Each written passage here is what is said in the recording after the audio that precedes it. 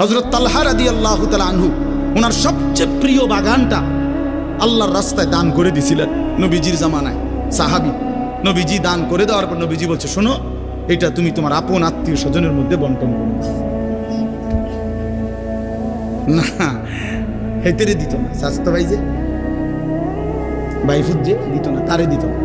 ওই গিয়া আমনে এন থেকে গিয়া দাউদকান্দি গিয়া 30,000 টাকা দিয়া স্লোগান নিয়ে আয়, ও হেনে গিয়া দিছে 50,000 টাকা।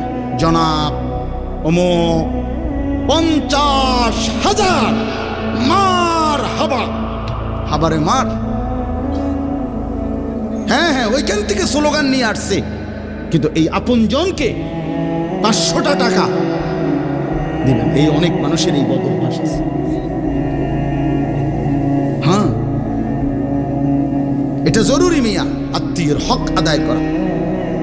ওই যে মৌলানা এখন বললেন